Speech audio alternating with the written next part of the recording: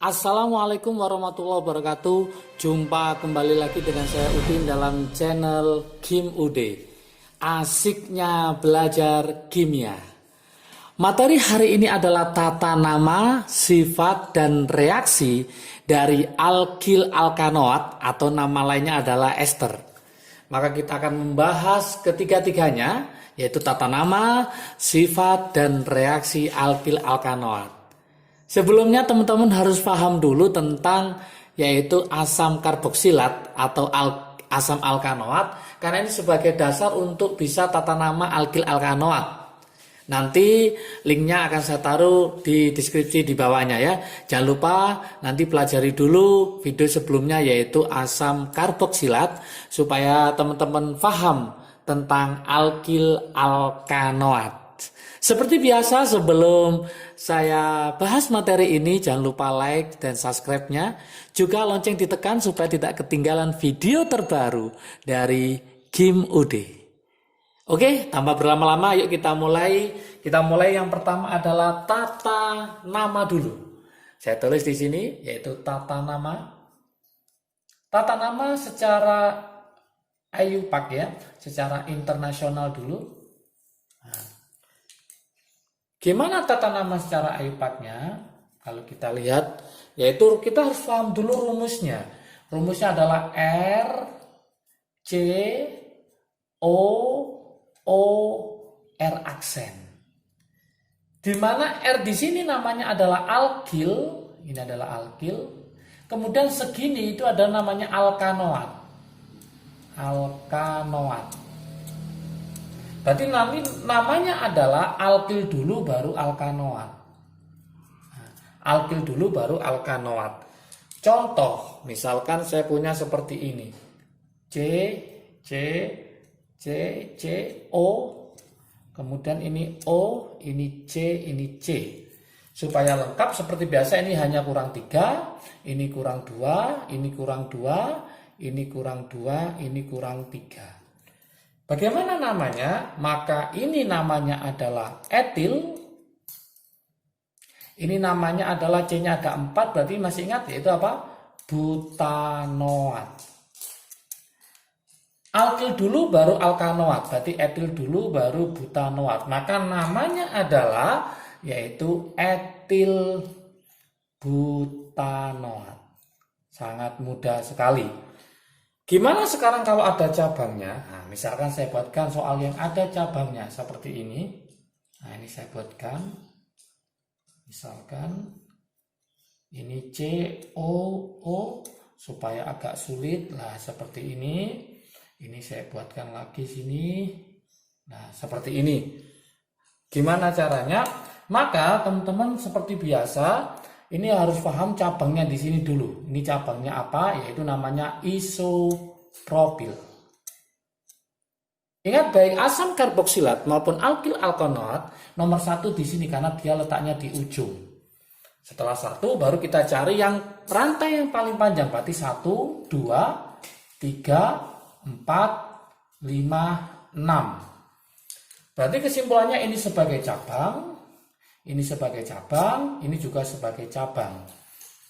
Apa namanya? Yang ini namanya adalah etil. Yang ini namanya adalah metil. Yang ini adalah metil.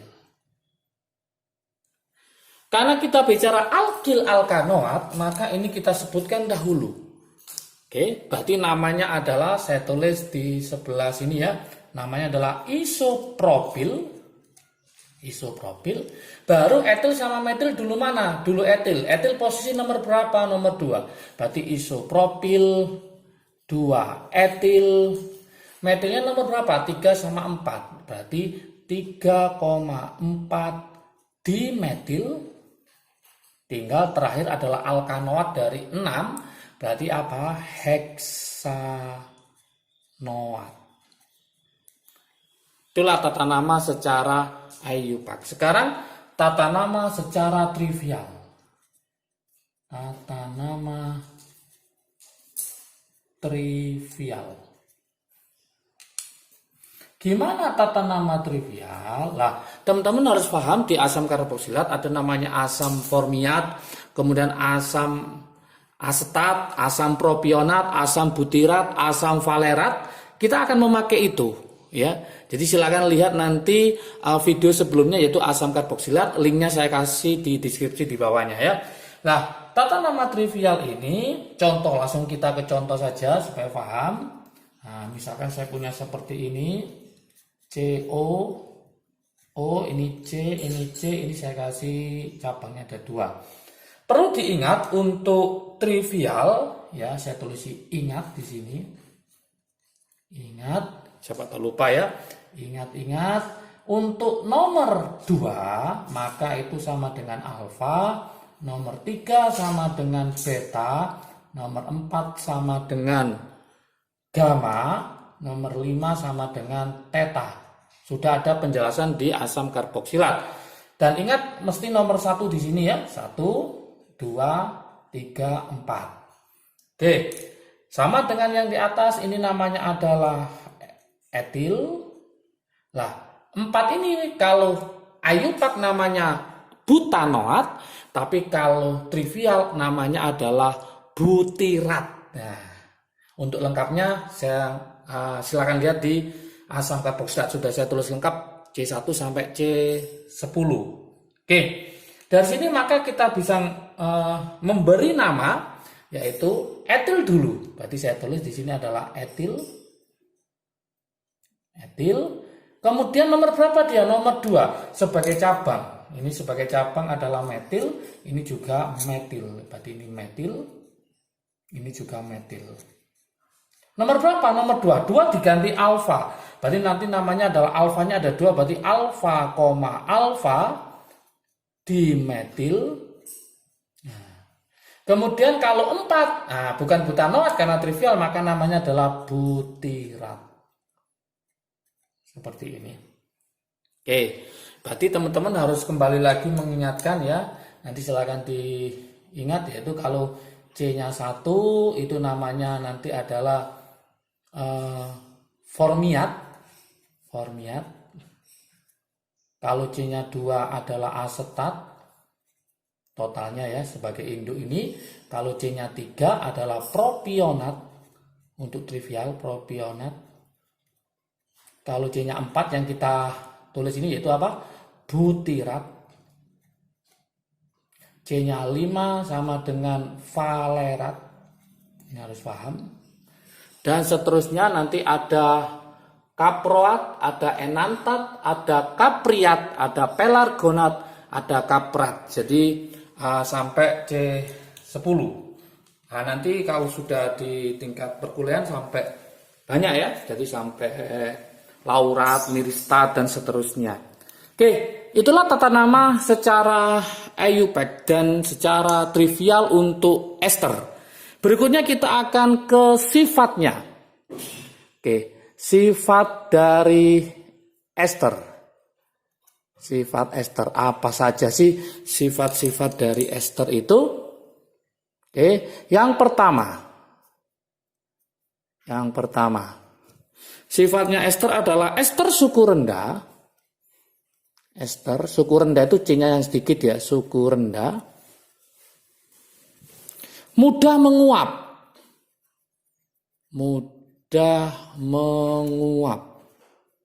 Jadi ester suku rendah mudah menguap dan memberikan bau yang harum.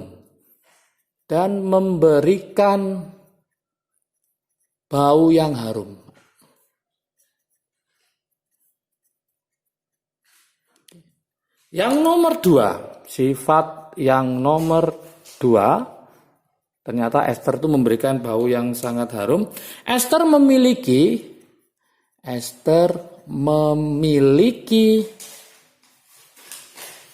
titik didih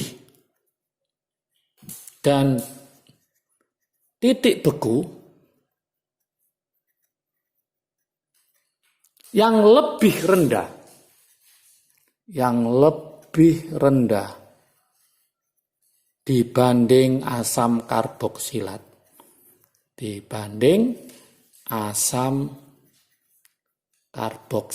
Ingat-ingat ya. Nah, dia mempunyai titik atau titik beku yang lebih rendah dibanding asam karboksilat. Sifat-sifat ester ya. Kemudian kita ingin mencoba reaksi. Reaksi ester itu apa aja? Ya, reaksi yang terjadi di ester yang sering keluar di soal-soal UTBK atau soal-soal masuk perguruan tinggi ya. Yang pertama, ini sangat terkenal sekali reaksinya, yaitu reaksi hidrolisis. Ditambah air ya, reaksi hidrolisis. Gimana reaksi hidrolisis? Misalkan saya punya gugus ester ya, R, C, O, R aksen. Ditambah hidrolisis tambah air, berarti H sama OH. Maka terjadi reaksi apa? Ternyata R aksen ini akan gandeng sama OH, kemudian nanti R aksen diganti oleh H, membentuk alkohol. Maka nanti akan menjadi RCOOH ditambah R aksen OH. Yang ini namanya adalah asam karboksilat. Yang ini namanya adalah alkohol. Jadi ternyata hidrolisis dari ester itu menghasilkan asam karboksilat ditambah alkohol. Jika asam karboksilat ditambah alkohol, maka menjadi ester plus air. Maka kalau ke sana kita sebut dengan bahasa lainnya adalah esterifikasi. Esterifikasi, pembentukan ester. Maka di sini ada trik asiknya. Trik asiknya supaya ingat teman-teman semua. Nah, trik asiknya bagaimana? Yaitu reaksi hidrolisis. Reaksi hidrolisis ternyata merupakan kebalikan dari reaksi esterifikasi. Untuk untuk ester itu adalah reaksi kebalikan dari esterifikasi. Jadi teman-teman kalau bisa esterifikasi pasti bisa reaksi hidrolisis ya. Oke. Kalau dibuatkan soal ya, contoh soal ya, misalkan saya punya C, O, kemudian ini O, C gini aja ya. Ditambahi H dengan OH. Hasilnya apa? Kalau kita lengkapi lagi berarti ini hanya kurang 3, ini kurang 2, ini kurang 2, ini kurang 3. Sama dengan tadi, ini akan gandeng menjadi metanol, ini menjadi asam. Maka nanti hasilnya adalah, langsung saya tulis CH3, CH2, CH2, COOH. Menjadi asam butanoat. Ditambah metanol yaitu apa? CH3OH. Seperti itu. Jadi menjadi asam butanoat plus alkoholnya namanya adalah metanol atau metil alkohol. Yang nomor 2, reaksi yang nomor 2, setelah kita tahu hidrolisis, yang kedua juga sering keluar, yaitu adalah reaksi saponifikasi. Reaksi saponifikasi atau bahasa lainnya adalah penyabunan. Kalau reaksi saponifikasi atau penyabunan, maka kita akan membutuhkan basa di situ. Basa yang sering adalah NaOH. Maka kalau saya buatkan rumusnya di sini, misalkan saya punya RCOO R aksen ditambah NaOH, maka hasilnya apa? Sama dengan reaksi yang di sini, R aksen ketemu OH jadi R aksen OH, maka R aksen diganti oleh Na. Maka hasilnya adalah RCOONa ditambah R aksen OH. Ini menjadi sebuah garam atau sabun, namanya adalah natrium alkanolat. Kalau pakai nanti misalkan ya sini adalah butanoat gitu ya, maka natrium butanolat. Kalau ini pentanoat berarti natrium pentanolat dan seterusnya. Oke, supaya paham, saya buatkan di sini latihan soal. Silakan dicoba nanti ya. Latihan soal. Oke. Oke, latihan soalnya adalah beri nama. Nah, ini yang pertama ya. Nomor 1. Oke. Beri nama. Secara IUPAC ya, beri nama secara IUPAC internasionalnya.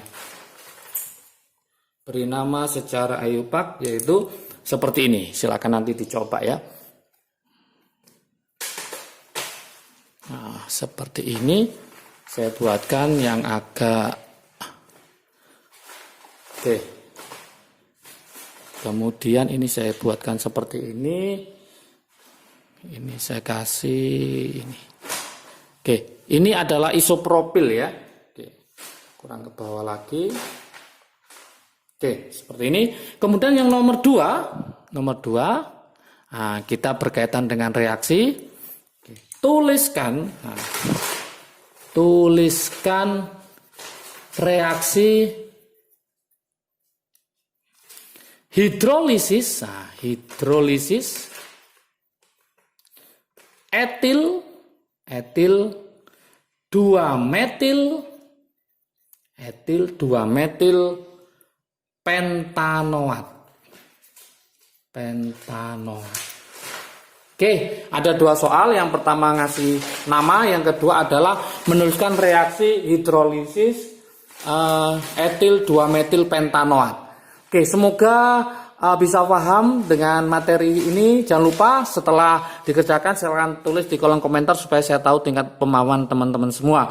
Jangan lupa kalau video ini bermanfaat bagi kalian silahkan di-share ke teman kalian supaya manfaatnya semakin banyak. Jangan lupa tetap semangat belajar, sukses selalu. Salam dari Kim UD, asiknya belajar kimia. Assalamualaikum warahmatullahi wabarakatuh.